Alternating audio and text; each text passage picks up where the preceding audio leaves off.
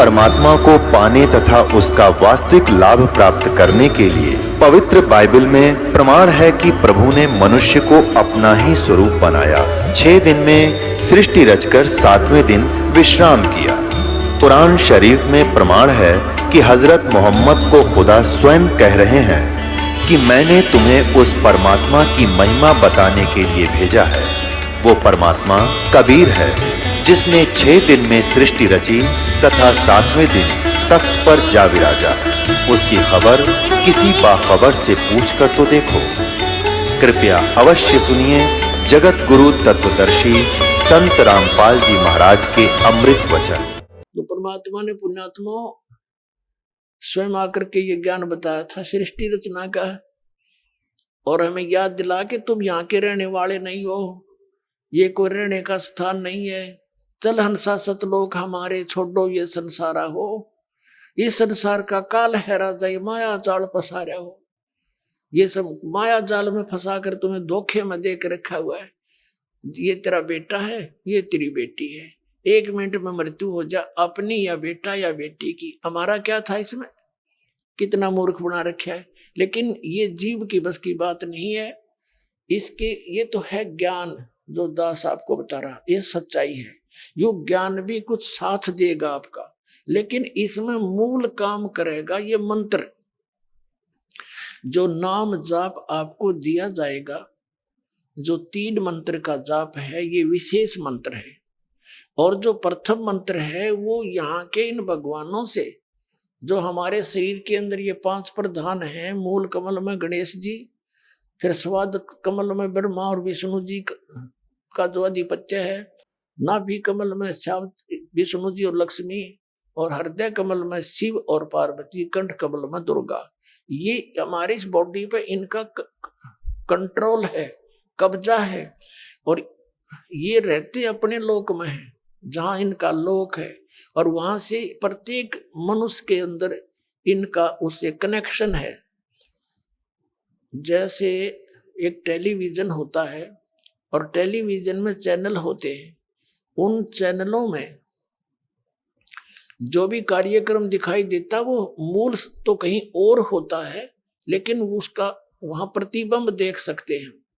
तो ऐसे ये यहाँ पर हमारे जकड़े हुए हैं। और जो मंत्र दास आपको प्रथम देगा वो ये भगवानों का ऋण और इनसे मिलने वाली राहत आपको प्रारंभ हो जाएगी। यानी उसमें यहाँ की सुख संपत्ति सुविधा आपको मिलेंगी, और ये भगवान तीनों ही देते हैं। ये इनकी मजदूरी है। जैसे किसी ने कनेक्शन दे रखा है बिजली का, टेलीफोन का, उनका टैक्स भरते रहोगे तो बिल भरते रहोगे तो सुविधा प्राप्त रहेंगी। लेकिन आप होगे कंगाल, क्योंकि साधना ठीक रही नहीं तो आपका कनेक्शन कट गया। जो आध्यात्मिक लाभ होना था वो बंद हो गया आपका केवल पहले की बैटरी चार्ज है, वही काम कर रही है, जिसका थोड़ा बहुत सुख दुख जिसको हो रहा है। अब ये कनेक्शन फिर जोड़ दिए जाएंगे, 10 गारंटर बनेगा आपका, और इनसे कहेगा कि इनका कनेक्शन जोड़ो, ये कमाई करके तुम्हारी किस्तों में ये पूरा कर देंगे।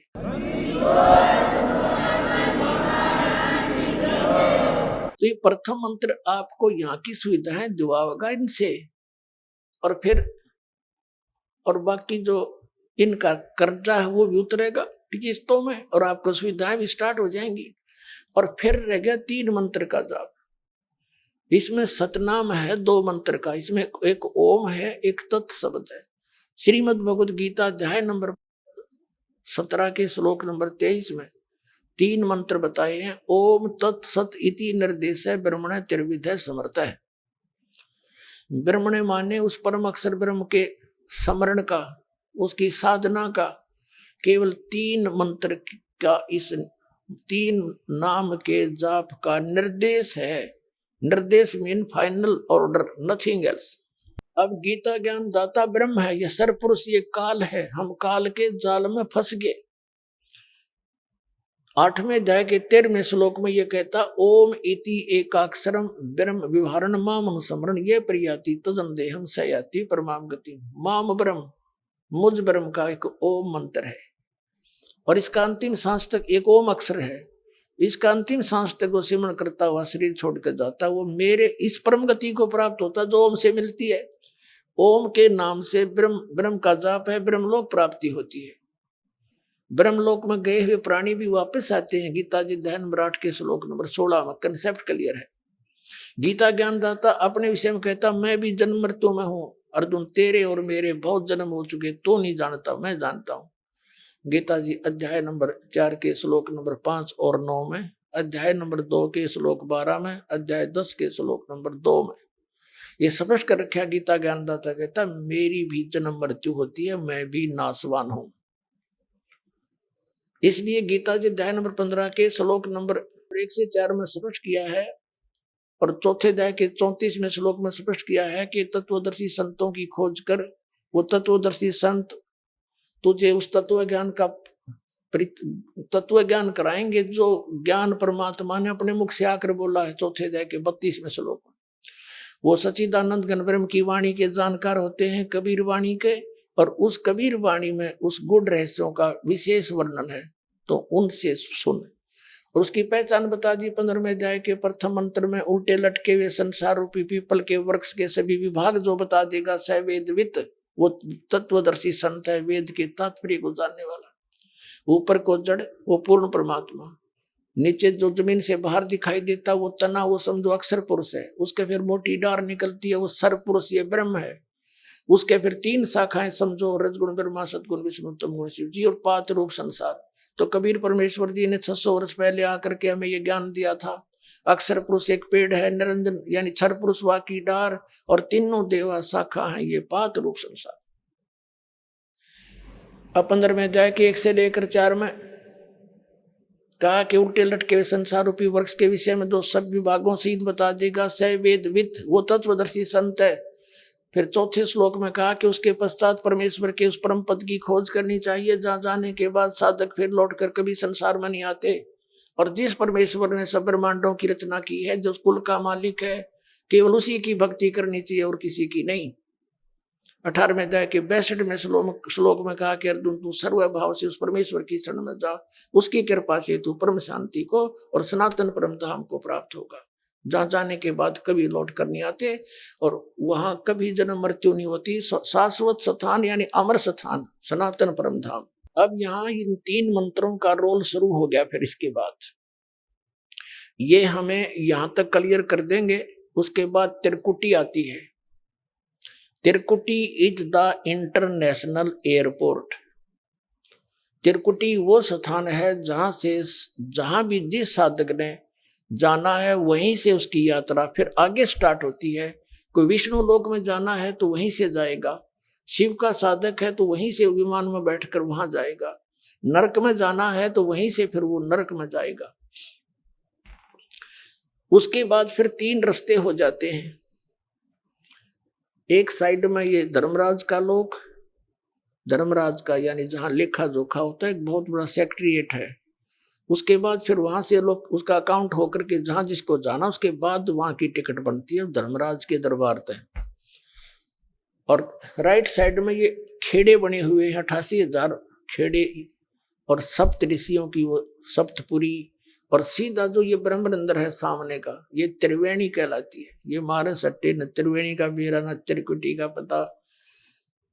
तो वहां क्या होता है, जैसे 10वां द्वार है ना सुषमना, सुषमना का एंड पहला तो अंदर है, लास्ट वाला त्रिकुटी पर जाकर खुलता है। जैसे हमारे नाक है, ईड़ा पिंगला बोलते हैं इसको, तो इसकी स्टार्ट का यहाँ से है, एंड इसका आगे सुषमना के पास है। ऐसे होते हैं द्वार। तो कहने का भाव ये कि जब 2 मंत्र का, यो ओम मंत्र तो ब्रह्म का है, और तत् जो है ये अक्षर पुरुष का है, गुप्त है, ये दास आपको बताता है जिनको सतनाम मिल चुका है। तो इस प्रकार इस 18वें अध्याय के 66वें श्लोक में कहा कि सर्वधर्मान परित्यज माम एकम शरणम व्रज अहम तवा सर्व पापेभ्यः मोक्षामि मा शुच। गीता ज्ञान दाता कहता है कि यदि तूने उस परमात्मा की शरण में जाना है और या मेरी शरण में रहना है, गीता जी अध्याय नंबर 18 के श्लोक नंबर 62 से लेकर 66 तक ये 5 श्लोक कति निर्णायक हैं। अब 64 में कहता है, 18वें अध्याय के 63वें श्लोक में कहता है कि मैंने यो गीता का ज्ञान गुप्त से गुप्त बता दिया, ये तेरी मर्जी, जैसे उचित समय वैसे समझो वैसे कर ले। मेरी शरण में रहना है, मेरा ओम नाम है, इसका जाप कर और यज्ञ कर, और युद्ध भी करना पड़ेगा, शांति नाम की चीज नहीं। और यदि परम शांति चाहता है तो तत्वदर्शी संत की खोज कर ले, और फिर उसके माध्यम से उस परमेश्वर की शरण में जा, जिसकी कृपा से तू परम शांति को और सनातन परम धाम को प्राप्त कर। अब 18वें अध्याय के 63वें श्लोक में कह दिया, मैंने जो ज्ञान गुप्त से गुप्त गीता का रहस्य बता दिया तेरे को, अब आगे तेरी मर्जी, जो तने करना हुई फैसला, डिसीजन ले ले फटाफट। और फिर क्या कहता है कि एक और गुप्त से गुप्त भेद बताता हूं 18वें अध्याय के 64वें श्लोक में, कि मेरा इष्ट देव भी यही है, जिसके विषय में तुझे बता रहा हूं 18वें अध्याय के 62वें श्लोक में, कि उसकी शरण में जा। मेरा पूज्य देव भी यही है। कबीर परमात्मा ने गोरखनाथ जी से कहा था, ये गोरखनाथ भी इस काल का पुजारी था, इसको कहा था तेरा ज्योत स्वरूपी अलख निरंजन वो धरता ध्यान हमारा, तेरा यु काल भी मेरी पूजा करता है, जब इसको टुकड़ा देता हूं ये अपनी सृष्टि चला रहा है। फिर 18वें अध्याय के 65वें श्लोक में कहा कि तू सुन ले बात, मेरी शरण में रहना है तो मुझे नमस्कार कर, मुझ में मनवाला हो, मेरी भक्ति कर, मुझे प्राप्त होगा। और फिर यहाँ तो कति निर्णायक चल पड़ाई है। 18वें अध्याय के फिर 66वें श्लोक में कहा है, यदि तूने उस परमात्मा की शरण में जाना है तो सर्व धर्मान परित्यज माम। यहाँ ये नाड़ी समझ नहीं सके नकली ऋषि में ऋषि आचार्य शंकराचार्य, इनसे कोई पूछता है कि 18वें अध्याय के 66वें श्लोक में व्रज का अर्थ जाना होता है, सबने आना कर दिया है, तो ये बात समझ में नहीं आ रही है क्यों कर दिया। वो कहते हैं नहीं, वो तो एक स्वाभाविक अर्थ है, और असली अर्थ ये गीत श्री कृष्ण कह रहा है मेरी शरण में आ जा। कोई बात है, उसकी शरण में तो दूसरे अध्याय के 7वें श्लोक में लिख रखा कि मैं तो आपकी शरण हूं, और जैसा उचित समझो मुझे ज्ञान दो, मेरी बुद्धि काम करना बंद कर गया, मेरे गुरु हो। वो शरण में तो पहले ही था उसकी में। अब क्या होता है, 18वें अध्याय के 66वें श्लोक में कहा कि सर्व धर्मान परित्यज माम, मेरे सतर की जो धार्मिक अनुष्ठानों की कमाई तेरी है ब्रह्मलोक, जैसे ओम नाम का जाप करके हम कहाँ जाते थे, ब्रह्मलोक में चले जाते, और वहां अपनी पूंजी का नाश करके फिर धरती पृथ्वी पर आते, कुत्ते गधे सूर बन के पाप वहां भोगते, पुण्य वहां खराब कराते। तो अब इसने कहा है कि मेरे सतर की, परमात्मा ने हमें ज्ञान दिया है कि इस ओम नाम की कमाई हम इसको दे देंगे त्रिकुटी पर, के पकड़ तेरे यहाँ का सारा मामे बरी कर, यहाँ से हमने नहीं तेरे यहाँ का कोई सुख, तो वहां दे देंगे। तो ये कहता है मेरे सतर की जो कमाई है ब्रह्म सतर की, तो मुझ में छोड़ दे, सर्व धर्मान परित्यज माम, मेरे सतर की कमाई मुझ में छोड़ दे। फिर एकम शरणम व्रज, एकम माने जिसके बराबर दूसरा ना हो, अद्वितीय सर्वशक्तिमान उस भगवान की शरण में जा। अहम तवा सर्व पापे भ्या मोक्षामि मासुच, फिर मैं तुझे इन सब कष्टों से मुक्त कर दूंगा, इन सब पापों से मुक्त कर दूंगा, क्योंकि पाप के कारण हम गधे कुत्ते बन के दुख पावा थे, और पुण्य वहां बर्बाद कर दिया थे, तो इसको पुण्य सारे छोड़ देंगे हम, लें को ना, उसके बदले में या मैं बरी कर देगा यहाँ से। तो सर्वधर्मान परित्यज माम एकम शरणम व्रज, अहम तवा सर्व पापे भा मोक्षामि मासुच। तो परमात्मा ने बताया कि फिर धर्मदास जी को बताया कि अब इसको डिस्क्लोज ना करना, इस मंत्र को भी आने दे, व तीसरी पीढ़ी का समय 5500 वर्ष जब कलयुग बीत जाएगा, फिर ढूंढा ठावांगे इसका, पूरे विश्व में समझदार बच्चे हो जाएंगे, ज्ञान उनको भी अक्सर ज्ञान कराऊंगा पहले, और फिर अपना दास भेज के इस सच से परिचित करा दूंगा, सब मेरी शरण में आके ऐसे मोक्ष प्राप्त करेंगे। बोल सतगुरुदेव।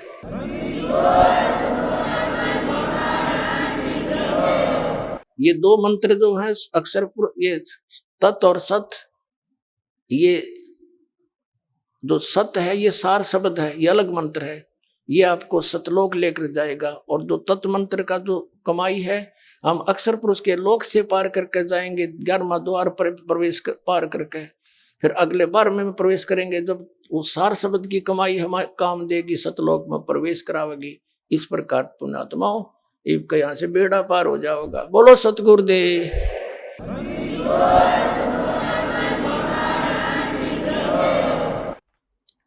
परम पिता परमात्मा पूर्ण ब्रह्म सारी सृष्टि के रचनहार कुल मालिक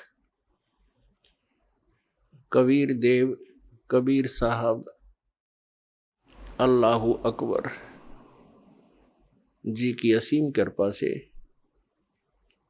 आप पुण्यात्माएं सत्संग सुनने के लिए उपस्थित हुए।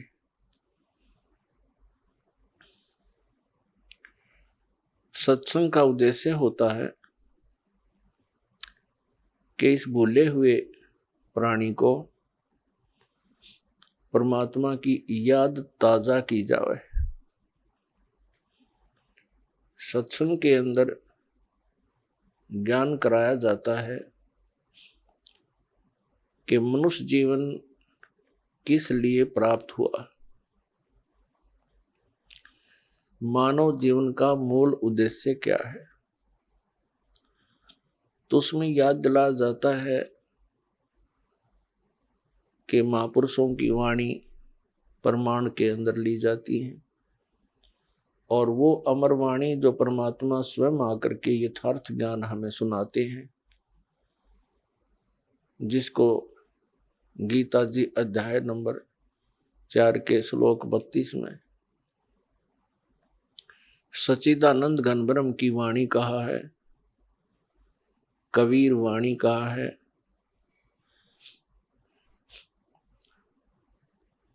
वो अमर वाणी परमात्मा स्वयं सुनाते हैं अपने मुख कमल से।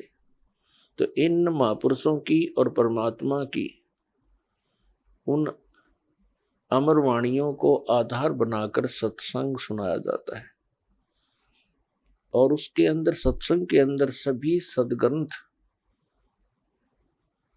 भी आधार बनाए जाते हैं और उनके आधार से जो ज्ञान सुनाया जाता है वो सत्संग है। इसके अतिरिक्त अन्य कोई वचन सुनाते हैं, प्रवचन सुनाते हैं, सत्संग करते हैं और वो हमारे पवित्र सद्ग्रंथों से या उन महापुरुषों की अमर वाणी से या परमेश्वर कबीर जी की अमर वाणी से मेल नहीं खाते हैं, तो वो सत्संग नहीं है, क्योंकि उनके अंदर सत्य नहीं है, सत्य का अभाव है। सबसे पहले सत्संग के अंदर ये जानकारी दी जाती है, मानुष जन्म पायक नहीं रटे हरि नाम, जैसे कुआं जल बिना बनवाया क्या काम। मानुष जन्म दुर्लभ है मिले न बारंबार, जैसे तरवर से पत्ता टूट गिरे वो बहुर न लगता डर। परमात्मा पूर्ण ब्रह्म सत्य पुरुष कबीर देव जी कबीर साहब जो काशी शहर के अंदर एक जुलाहे की भूमिका करके और परमात्मा जो गुण रखता है उसका प्रमाण दे करके अपनी अमृत वाणी को उच्चारण करके यथार्थ ज्ञान देकर वो सह शरीर आए थे, सह शरीर चले गए। वो पूर्ण परमात्मा है और परमात्मा के ज्ञान को परमात्मा ही बता सकते हैं। जीव तो अटकल लगाते हैं।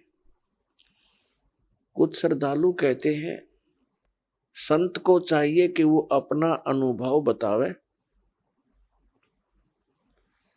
किन्हीं सदग्रंथों या पोथियों का सहारा ना ले।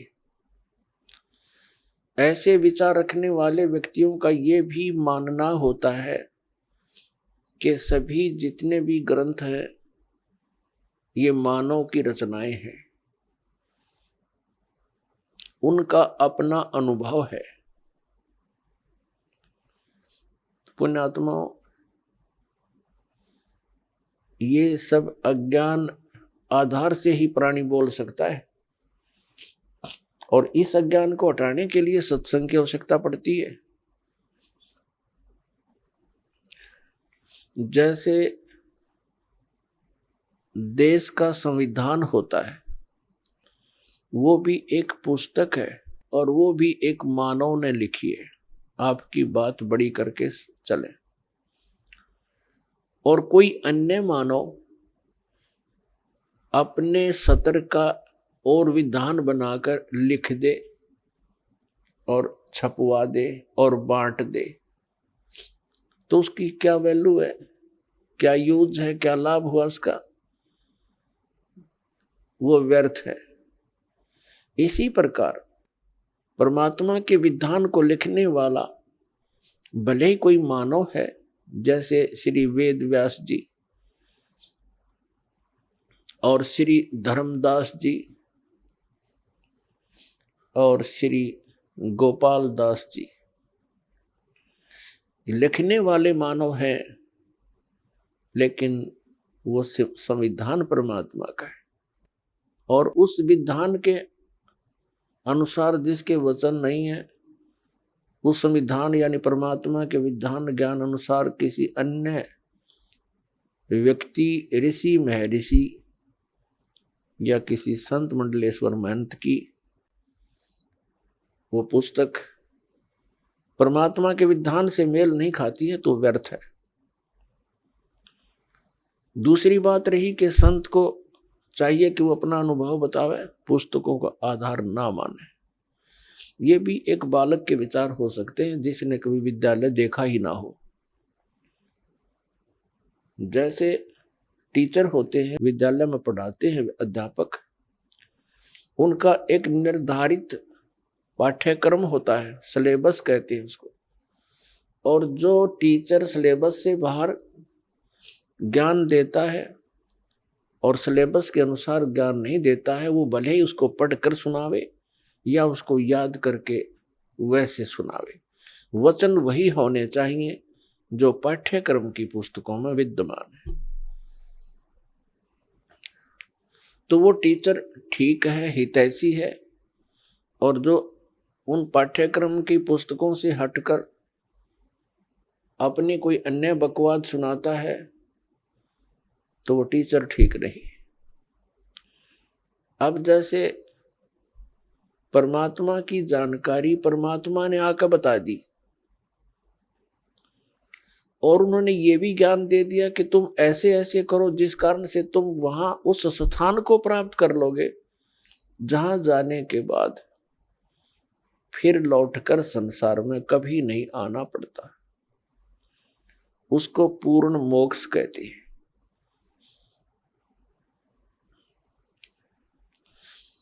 अब कोई कहते हैं कि भगवान के दर्शन हो जाए तो कल्याण हो जाता है। परमात्मा के दर्शन बहुत अच्छी बात है, बड़े पुण्यकर्मी प्राणी को ही हो सकते हैं, लेकिन परमात्मा के दर्शन से कल्याण मोक्ष नहीं होगा। परमात्मा ने आकर के जो ज्ञान दिया है उसके अनुसार भक्ति साधना, नाम की कमाई, यज्ञ हवन, जो भी जानकारी दी है उनके करने से मोक्ष होगा। उदाहरण के लिए जैसे पवित्र हिंदू धर्म के अंदर हम मानते रहे और मानते हैं जब तक ये ज्ञान नहीं होता कि भगवान शिव जी और उनकी धर्मपत्नी पार्वती जी इकट्ठे ही रहते थे, एक ही परिवार में, और सबसे ज्यादा दर्शन पार्वती ही किया करती थी, लेकिन कल्याण नहीं हुआ।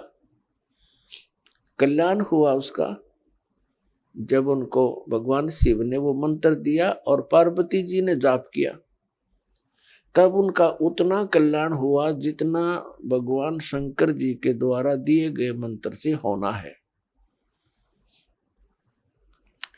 लेकिन वो कंप्लीट मोक्ष नहीं है। फिर भी जो विषय है उसी से चलते हैं। कहने का भाव ये है कि भगवान के दर्शन पुण्यकर्मी प्राणी को ही होते हैं, लेकिन संत जो बताते हैं, परमात्मा जो ज्ञान देकर जाते हैं, उसके अनुसार साधना करने से ही मोक्ष होगा। नाम की कमाई करनी पड़ेगी। कुछ एक ऐसे सिरफरे संत है, वो ये कहते हैं नाम की कमाई कुछ काम नहीं करे, नाम का जाप करने की कोई आवश्यकता नहीं, सतगुरु पार कर देगा। वो टीचर नहीं, वो दुश्मन है विद्यार्थियों का, जो विद्यार्थियों को ये कहता है कि तुमने पढ़ने की आवश्यकता नहीं, टीचर पास कर देगा।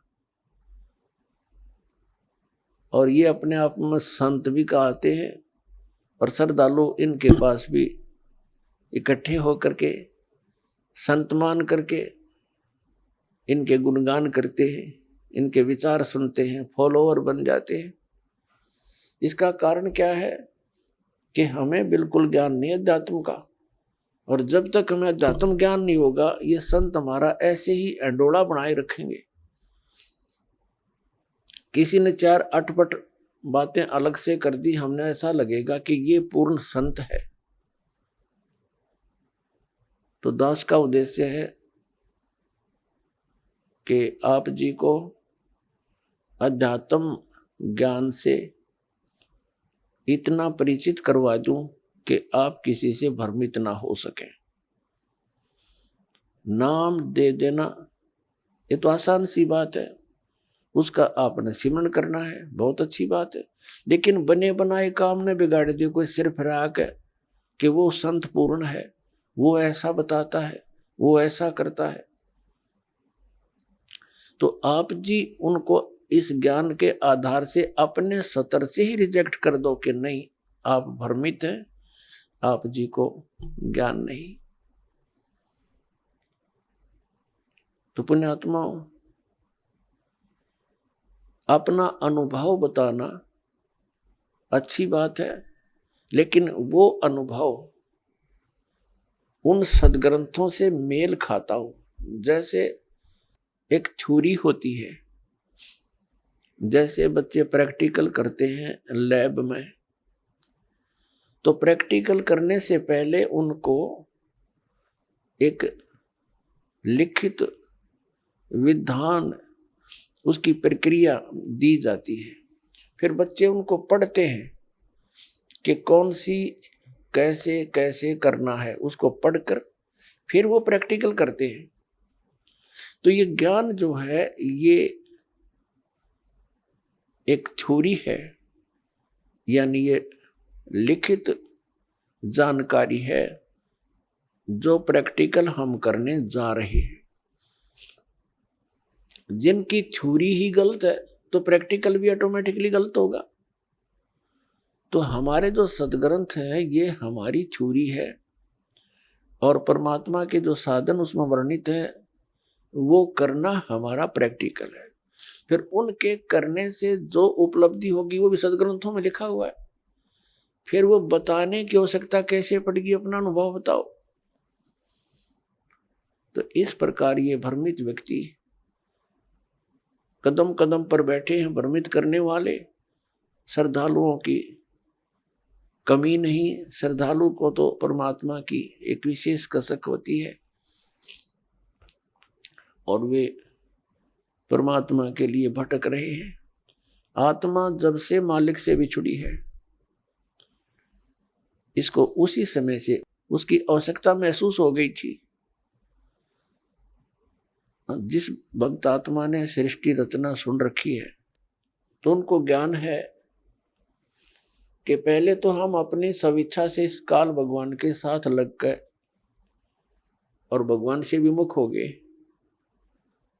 और जिसमें ये प्रकृति दुर्गा देवी जी इस काल भगवान के पास छोड़ी गई, उसी समय से इस काल ने हमारे साथ दुर्व्यवहार प्रारंभ कर दिया, और उसी दिन से और आज तक हमें सिवाय परेशानी के यहाँ कुछ नहीं मिला। तो उसी समय इसको महसूस हो गया था, इस दुर्गा को पुकार की थी, भगवान मुझे बचा ले। अपने पैर पे को आड़ा मार के हम यहाँ आए हैं और पुकार करते हैं भगवान बचा ले। अभी तक हम उस भगवान से प्रार्थना करते रहे जो हमें दुखी तो कर सकता है, सुखी नहीं कर सकता। वो कौन है? ये ब्रह्म है। ज्योत निरंजन काल है जिसके लोक में हम यहां रह रहे हैं। और इसके 3 पुत्र हैं, रजगुण श्री ब्रह्मा जी, सतगुण श्री विष्णु जी और तमगुण श्री शिव जी। हम इनसे भी अर्ज करते हैं हमारी रक्षा करो। ये अपनी रक्षा नहीं कर सकते क्योंकि ये सक्षम नहीं है, ये समर्थ नहीं है। ये भी अपने कर्म के दंड को ही भोगते हैं और इनको इतना ही अधिकार दिया हुआ है कि जो जैसे कर्म करेगा वैसा ही फल तुम दे सकते हो, इससे हटकर आप कुछ नहीं कर सकते। ये केवल हमें अपना किया कर्म ही दे सकते हैं और ये काल भगवान के अधीन है, ये विवश हैं और अपने ही ये भाई बहन हैं। इनकी पिछले पुण्य कर्म अधिक है, इनको उच्च पोस्ट प्राप्त मिल गई इस ब्रह्मांड की। लेकिन ये आपके साथी हैं, दुश्मन नहीं। लेकिन ये विवश हैं, इस काल भगवान के संकेत के बगैर ये कुछ नहीं कर सकते और इनको केवल जैसा कर्म प्राणी करता है वैसा ही फल देने का ही अधिकार है, इसे हटकर नहीं। ना ये किसी को सुखी कर सकते और ना ये किसी को दुखी कर सकते। इनसे हटकर जो और अन्य देवता है उनकी तो बात ही छोड़ो। तो कहने का भाव ये है कि जब से हम भगवान से बिछड़े हैं, संकटों को झेल रहे हैं, मां कष्ट उठा रहे हैं और ऐसे ही तड़प तड़प कर हम शरीर त्याग जाते हैं और हम भगवान से पुकारते भी रहते हैं, सुनाई बिल्कुल नहीं होती है। जो कष्ट आना है आ ही जाता है। तो हम किस भगवान से पुकार करते हैं जो सुख दे ही नहीं सकते, और जो भगवान हमें सुख दे सकता है हमारे प्रारब्ध के अंदर यानी किस्मत में लिखे हुए पापों को नाश कर सकता है, क्योंकि पापों के नाश होने से ही सुख हो सकता है जीव को। तो उसकी हमें जानकारी नहीं, उसका ज्ञान नहीं, क्योंकि इस काल ने अपने बहुत से एजेंट तैयार कर रखे हैं जो संत कहलाते हैं, महंत कहलाते हैं। मंडलेश्वर आचार्य और शंकराचार्य कहलाते हैं। इन्होंने पूरे मानव को भ्रमित कर दिया और साथ में ये काजी और मुल्ला और पीर और ये ईसाई धर्म के फादर, ये सब भ्रमित हैं। इनको किसी को भी अध्यात्म पूर्ण ज्ञान नहीं। ये सब काल के एजेंट हैं, इस ब्रह्म के ही पुजारी हैं और हमने पूजा करनी है परम अक्षर ब्रह्म की। वो परम अक्षर ब्रह्म ही सब पापों को नाश कर सकता है और जब तक पाप नाश नहीं होगा जीव सुखी नहीं हो सकता। तो पुण्यात्मा, सत्संग के अंदर सर्वप्रथम तो ये याद दिलाई जाती है कि मनुष्य जीवन किस लिए प्राप्त होता है। मनुष्य जीवन के कार्य का वास्तविक ज्ञान हो जाता है कि हमने क्या करना चाहिए, इससे मोक्ष प्राप्ति का प्रयत्न करना चाहिए। कल्याण के लिए सबसे अधिक प्रयत्न करना चाहिए।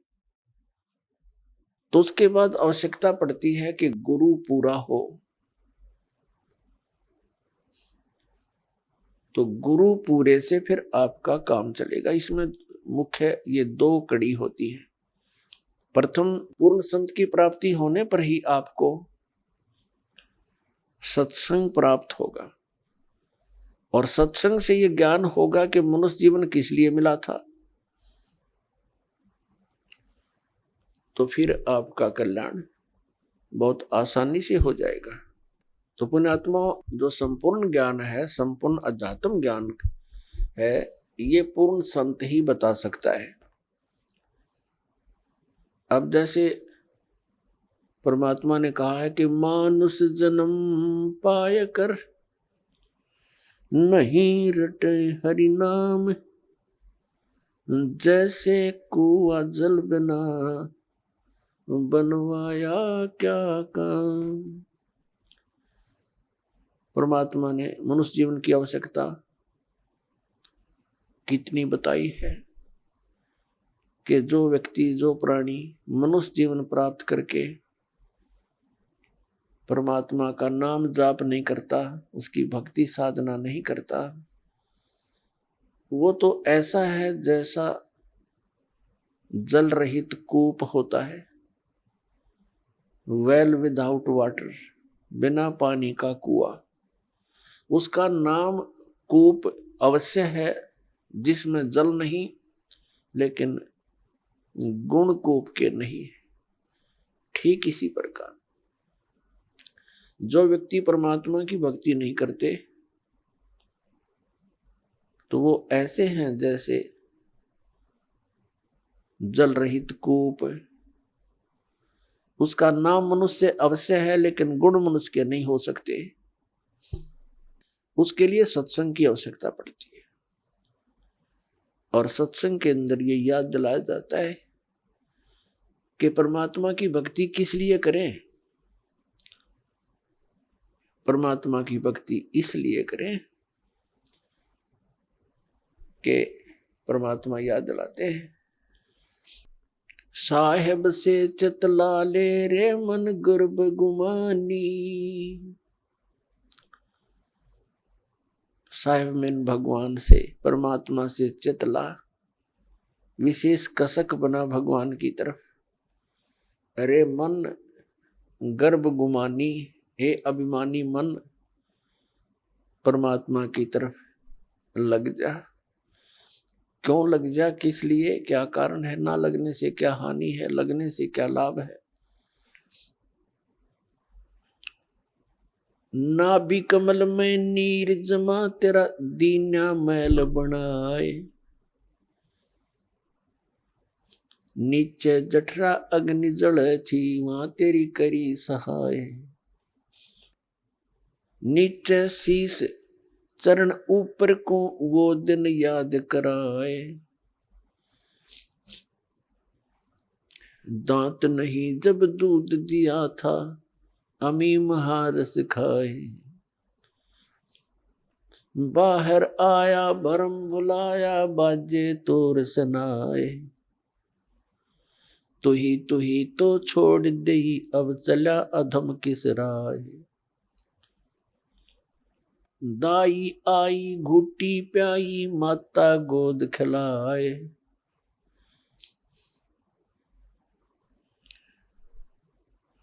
तू ही तो छोड़ दिया, इब चला अधम किस राय। अब क्या बताते हैं परमात्मा के, जब तू मां के गर्भ में था,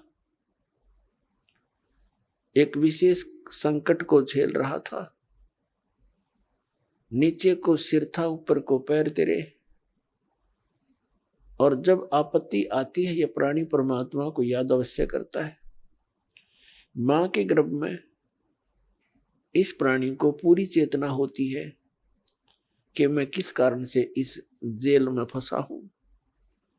उस समय वो परमात्मा से अर्ज करता है, हे भगवान, एक बार मेरा संकट निवारण कर दे, मुझे बाहर निकाल दो, फिर आजीवन आपकी भक्ति करूंगा, 2 रोटी के लिए धंधा भी करूंगा, मालिक तेरी भूल नहीं करूंगा। उस समय उसको अपने पिछले जन्म जन्मांतर की फिल्में देखने को मिलती हैं अपने ही अंतःकरण में, क्योंकि हमारे अंतःकरण के अंदर परमात्मा ने एक ऐसा सिस्टम कर रखा है कि जो भी क्रिया काम कर्म हम करते हैं और जो भी अच्छी मंदी सोच हम अपने हृदय में बनाते हैं, वो सब रिकॉर्ड हो जाती है। जब तक जीव मोक्ष प्राप्त नहीं करता, तब तक उसके अंतःकरण में उसके सर्व कर्म अंदर फीड रहते हैं। और जब ये प्राणी संसार छोड़कर जाता है, धर्मराज के पास जाते ही उसकी वो किए हुए कर्मों की फिल्म ऑन हो जाती है। वहां इसको ये बताने की आवश्यकता नहीं पड़ती, तो नहीं ये गलत करा रही हो, नाट जा। वहां नाटने की गुंजाइश नहीं रहती कि मैंने ऐसा नहीं किया। तो उस फिल्म को देखता हुआ वो प्राणी अपने पिछले मनुष्य जीवन व्यर्थ किए हुए इसको बहुत याद आते हैं और बहुत रोता है, मैं कितना जालिम था। मुझे संतों ने चेताया भी, भक्ति करने लगा भी, छोड़ दिया, फिर उन्हीं मस्तियों में लगा रहा। परमात्मा की भक्ति ना करने से आज तक मैं भटक रहा हूं। तो उस समय परमात्मा याद दिलाते हैं कि जब तू मां के पेट में था, जब तो तू करा था, हे भगवान तू ही है सब कुछ,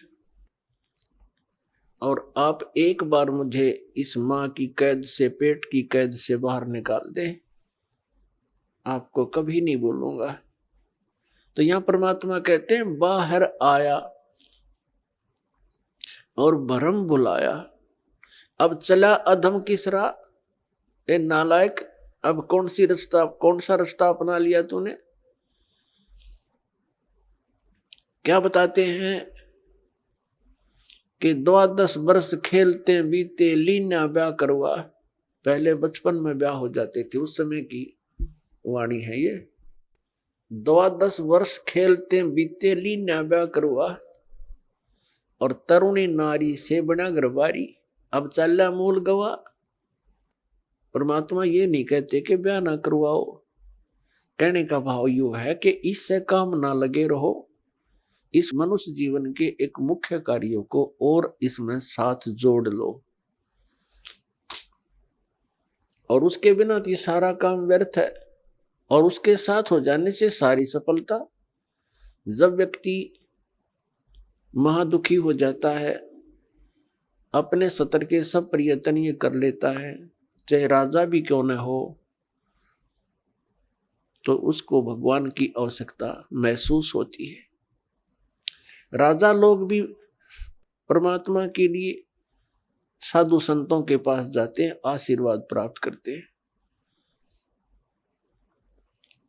तो परमात्मा हमें याद दिलाने आते हैं कि तुम भिखारी क्यों बनो, वो साधु क्या करते हैं, वो भी तो भगवान की भक्ति करते हैं, तुम भी करो, तुम स्वयं धनी बनो उस भक्ति का, याचक क्यों बनो तुम।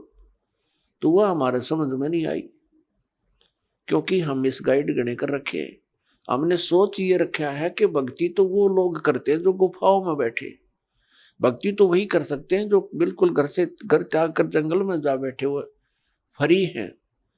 वो फरी नहीं है, वो तो आपसे भी दुखी है। तो परमात्मा हमें याद दिलाते हैं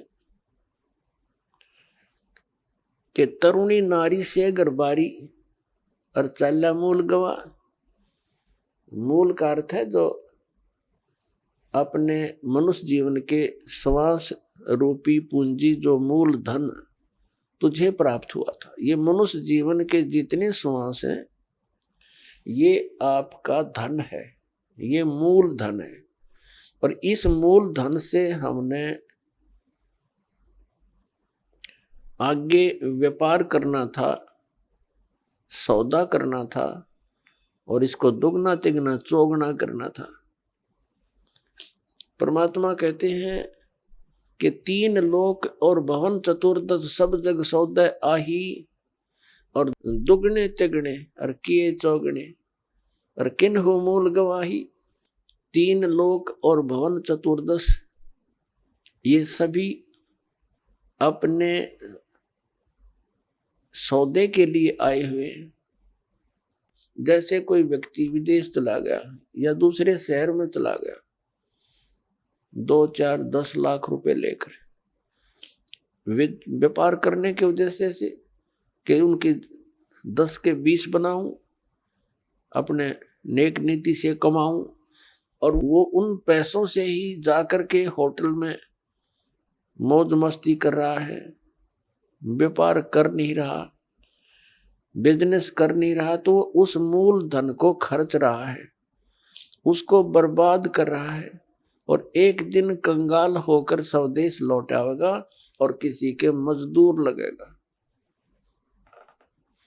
और दूसरा व्यक्ति उन 10 लाख रुपयों से सौदा खरीदता है, बेचता है, दुगने तिगने कर रहा है, तो उसने उसका यथार्थ लाभ प्राप्त कर लिया। ठीक इसी प्रकार जो मनुष्य जीवन प्राप्त प्राणी इस पूंजी को खर्च रहे हैं, कोई मंत्री बन गया, कोई प्रधानमंत्री बन गया, कोई जज बन गया, कोई IAS IPS बन गया, कोई फैक्ट्री का मालिक बन गया, ये पिछला धन है आपका। कोई मनुष्य जीवन ही आपको मिला है तो बहुत पुण्यकर्मी प्राणी है, आप धनी है भगवान के धन से। जिसको मनुष्य जीवन प्राप्त है वो मूल धन पूरा लिए हुए है। बाकी उच्च पोस्ट प्राप्त हो जाना, राजा बन जाना, ये उस भक्ति धन का एक एक्स्ट्रा आइटम है। ये केवल दान पुण्य का ही फल है इनका, और मूल पूंजी वो भक्ति वाली वो सबकी मनुष्य जीवन प्राप्त प्राणियों की एक जैसी है, जिनको मनुष्य जीवन मिल गया। चाहे वो रिक्शा चलाता है, चाहे मजदूर है, चाहे सेठ है, और चाहे मंत्री या प्रधानमंत्री है, कोई भी है। भक्ति धन आपका जो है नाम की कमाई वाला धन तो सबका समान है। और रहे पुण्यों का, उन पुण्यों से ये उच्च पोस्ट मिल जाती है। तो कहने का भाव ये है दास का कि जो इस मनुष्य जीवन के इस मूल धन से फिर से अपनी कमाई शुरू कर देता है, परम संत की शरण से उपदेश प्राप्त करके फिर अपने उस दैनिक कार्य के साथ साथ ये भी एक मजदूरी करता है, तो वो दुगने तिगने और चौगने बना रहा है अपने मूल धन के। अब परमात्मा ने आकर ये ज्ञान दिया है, और यथार्थ ज्ञान को भगवान ही बता सकते हैं, जीव तो अटकल लगाया करते हैं।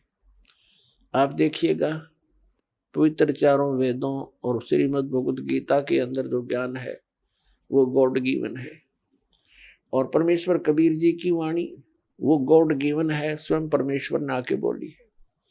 और उन महापुरुषों की वाणी जो परमात्मा से परिचित हुए, जिनको भगवान आकर सीधे मिले, उनको अपने से परिचित करा के वापस छोड़ा, उनकी वाणी भी गॉड गिवन है, क्योंकि उनका अनुभव आंखों देखा है परमात्मा की उन वाणी से भी मेल खाता है।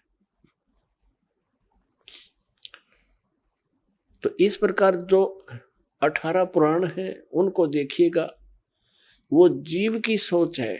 इन ब्रह्मा विष्णु महेश और अन्य ऋषि महर्षियों का अपना ज्ञान अनुभव है, वो वेदों से बहुत कम मेल खाता है। तो इस प्रकार हमने अन्य के अनुभव को अपने भक्ति मार्ग में सहयोग में नहीं लेना है, आधार नहीं मानना है। इस ज्ञान को सुनने के लिए, ज्ञान को समझने के लिए 18 पुराण हमारे लिए एक विशेष सहयोगी हैं, लेकिन भक्ति की विधि के लिए इनका सहयोग हमने बिल्कुल नहीं लेना। और उसमें जो भी भक्ति क्रियाएं बता रखी हैं वो वेदों से नहीं मिलती हैं तो नहीं लेना, उनका पालन नहीं करना हमने, तभी हम सफल होंगे। तो क्या बताते हैं, ये मनुष्य जीवन जब तक आपके पास है तो आप इससे ये लाभ उठा सकते हो। क्या बताया है कि लोहे जैसा ताव जात है, ये काया दे सराही, और 3 लोक और भवन चतुर्दश सब जग सौदे आही। जैसे कारीगर लोहे को गर्म करता है, उसको इतना गर्म कर देता है बहुत अधिक, और फिर उसको निकाल कर तुरंत उस पर चोटें लगाता है। गरम गरम लोहे पर चोट लगा करके वो जो वस्तु बनाना चाहता है बना सकता है। लोहे के जरा से भी ठंडा होने के उपरांत उसके ऊपर चाहे पूरे गणने झाड़ ले, चाहे घन मार ले, उसका कोई लाभ नहीं होगा। वो टेढ़ा मेढ़ा बन जाएगा, वो वस्तु नहीं बनेगी जिसके लिए प्रयत्न किया गया था। तो ये मनुष्य जीवन जिसका शांत हो जाएगा, जब तक मनुष्य जीवन है ये लोहा गर्म है, इस पर राम नाम की चोट मार के आप जो बनाना चाहते हो बना सकते हो। जब ये ठंडा हो जाएगा, मृत्यु हो जाएगी, फिर कुछ नहीं हो, चाहे 5-6 इसके श्राद्ध निकालते रहिए, वो तो ठंडा होने के बाद चोट मारनी है। और चाहे उसकी 13वीं करते रही हो, 13वीं 17वीं, वो तो लोहा ठंडा होने के बाद व्यर्थ प्रयत्न कर रहे हो। तो यहां क्या बताते हैं, 3 लोक और भवन चतुर्दश सब जग सौदय आही, दुगने तिगने किए चौगने किन्हु मूल गवाही। किसी ने तो दुगने तिगने चौगने कर लिए मनुष्य जीवन से सतभक्ति करके, और किन्होंने मूल का नाश कर लिया, मूल गंवा दिया, यानी मनुष्य जीवन को यही फूफर करके अन्य क्रियाओं में ही व्यर्थ कर गए, उन्होंने मूल धन का नाश कर दिया। अब भक्ति न करने से क्या हानि होगी।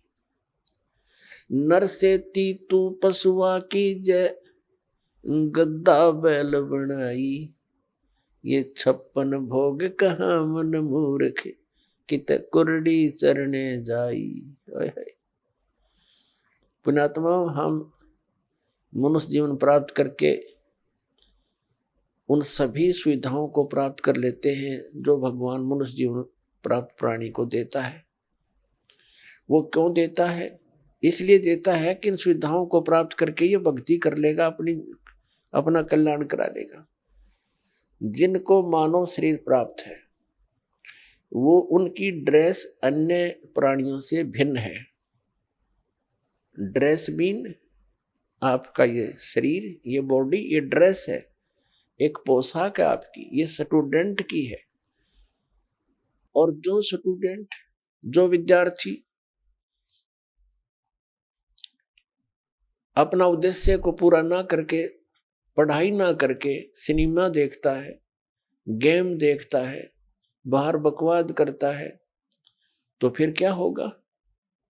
वो अपना जीवन नाश कर रहा है, वो अपने उद्देश्य से भटक चुका है। और फिर क्या बनेगा? वो मजदूर लगेगा और कहीं मिट्टी ढोएगा, रिक्शा चलाएगा। आइए अब हम उन श्रद्धालुओं के अनुभव जानते हैं जो जगत गुरु तत्वदर्शी संत रामपाल जी महाराज जी से दीक्षा प्राप्त कर चुके हैं तथा उनके द्वारा बताए गए भक्ति मार्ग पर चल रहे हैं। नमस्कार जी। नमस्कार जी। क्या नाम है माता जी आपका? सुषमा जी। माता जी आप कहाँ से हैं? गोची से आई हूँ जी। माता जी, संत रामपाल जी महाराज से नाम दीक्षा आपने कब ली? 2004 में ली जी। संत रामपाल जी महाराज से नाम दीक्षा लेने से पहले क्या आप कोई भक्ति साधना भी करती थी? हाँ जी, 1979 में छुड़ानी थे स्वामी रामदेवानंद महाराज जी से नाम लिया, दीक्षा ली थी। उनने मेरे को नाम दे के ये कहा था, बेटी मैं तुम्हारा गुरु नहीं हूँ, मंत्र देता हूँ। उनके पास एक और सन्यास दे रखा तो वह रहते थे कि ये तुम्हारा गुरु है। वे गुरुजी ने साल भर के बाद छोड़ कर चले गए। फिर मेरे को सतनाम, 1 साल बाद सतनाम मिला नजफगढ़ की कुटिया में, स्वामी रामदेवानंद जी ने दिया मेरे को। और ये कहा था, बेटी ये तो बहुत गहरा गुड़ ज्ञान है, इस ज्ञान को सामने उजागर नहीं हुआ है। हम बहुत बड़े बुजुर्ग हो गए, हर हम घूम नहीं सकते, हम बता नहीं सकते। वो संत रामपाल महाराज थे, वह मालिक की लीला थी। फिर उसके बाद जी मैं वहीं लगी रही। फिर मेरे को प्रेरणा दी परमात्मा ने, तू ग्रंथ साहिब पढ़ ले जी। मैं स्कूल में नहीं गई हुई हूँ बिल्कुल भी। फिर वह ग्रंथ साहिब पढ़ा, मालिक ने 15 दिन में पढ़ाया। उसके बाद परमात्मा मेरे को, संत रामपाल महाराज जी ने मेरे को फिर ये प्रेरणा दी, बेटी 2 जगह ने छोड़ और तीसरी जगह। फिर मैं करा, हे मालिक 2 जगह तो छुड़ानी गोछी में जाती हूँ, तीसरी जगह कहाँ जाऊँ? अरे बेटी क्रोथ आ जा। मैं फिर क्रोथ गई तो परमात्मा इतना आधा किला दूर से गुरुजी मेरे को देख के हंसने लगे। मेरे को जाने थे परमात्मा, पहले नाम ले रखा था, मिल्या करते गुरुजी से। ने बोला बेबे अब तो दोबारा नाम लिखाना पड़ेगा। हे गुरुजी मैंने पूरे 16 साल निकल गए इसे, मेरे को ऐसे ऐसे कहा था। गुरुजी ने ये मेरे को कहा, बेटा बंदी छोड़ की रजा है, ये देखो आदि गोछी नाम ले रही है स्वामी रामदेवानंद से, और आपको ऊपर दया करी है, आपको निकाल के ले आई वहाँ से जी। मैंने 2004 में आकर फिर संत रामपाल महाराज जी से नाम दीक्षा ली जी 2004 में। माता जी, संत रामपाल जी महाराज से नाम दीक्षा लेने के बाद क्या आपको लाभ भी प्राप्त हुए? हाँ जी, मालिक ने इतने लाभ दिए, गिनती नहीं है जी। मेरे को 2005 में जी मैंने, वो भाई महिंद्रा गाड़ी ले रहे थे बेरी से, और रोहतक चलाया करते जी। 21 सवारी बैठी थी उसमें, और मालिक मेरे को 2:30 बजे नु कह दी थी, बेटा उठ कर और गाड़ी के स्टेयरिंग का रक्षा सूत्र बांध दो।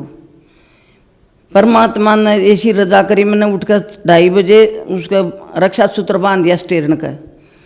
21 सवारियाँ में 2 पहिया के तान कम से कम 100 फुट लंबी चली गाड़ी। कोई आदमी गिरा नहीं, कहीं चोट नहीं लगी। आगे खंभा हुआ था उससे भी बचाई, एक और पत्थर पड़ा उससे बचाई, सीधी रोहतक चली गई जी। कुछ नहीं हुआ, हमारा बाल बाका नहीं हुआ। हे मालिक ने इतनी दया करी जी। एक बार दूध में छिपकली पड़ गई थी, वो दूध बच्चा ने भी पिया, उसकी मम्मी ने भी पिया, हमारे उल्टी तक नहीं लगी। कोई भी उन्हें पता नहीं था कि वो बाद में नीचे लकड़ी पतीले में की छिपकली मरी पड़ी थी। फिर उसके बाद परमात्मा ने इतनी रजा करी भाई, सारी चीज़ मालिक। एक बच्चा नाम ले रहा था, आज मेरा सारा परिवार नाम ले रहा है। फिर 2016 में जी भाई वहाँ ठेकेदारी का काम करा है नरेला।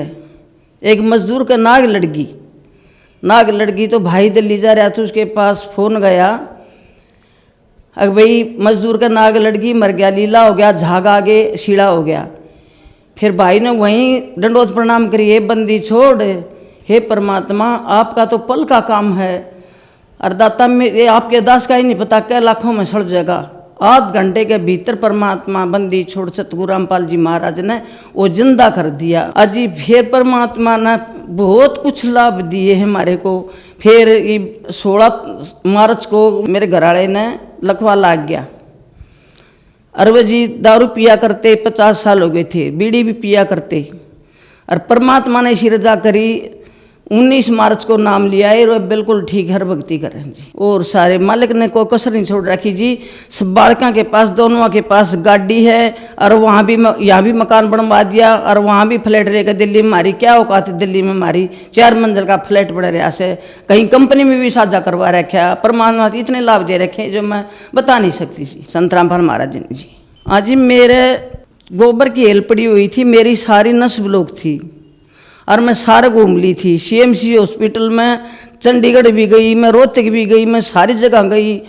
ओगढ़ में भी गई, खेड़ी मैम के पास है, कहीं छोटे बड़े और के पास भी गई, मेरा कोई आराम नहीं आया। परमात्मा का आने के बाद मेरा इन्फेक्शन भी ठीक हो गया, और वो नशा में बिल्कुल आराम है। और हर रोज़ तीसरा दिन महीने में बुखार भी बढ़ जाया करता, जुकाम हो जाया करता। फिर यूँ कह देते अब ये मोती ज़रा निकल गया, ये हो गया। परमात्मा संत रामपाल महाराज ने आज मेरे को ना जुकाम होता नहीं, मेरे को कुछ होता, मैं बिल्कुल ठीक हूँ।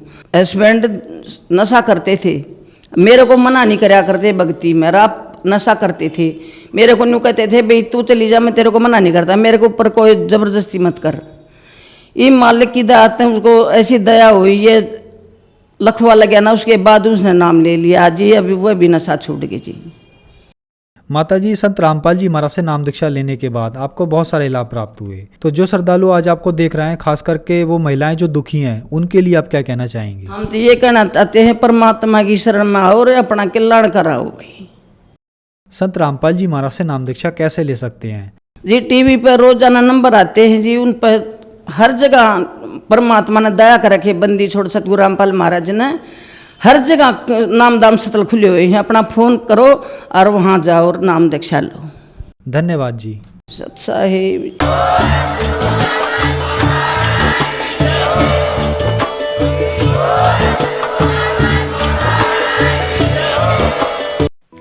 आप सुन रहे थे जगत गुरु तत्वदर्शी संत रामपाल जी महाराज के मंगल प्रवचन। अधिक जानकारी के लिए संपर्क करें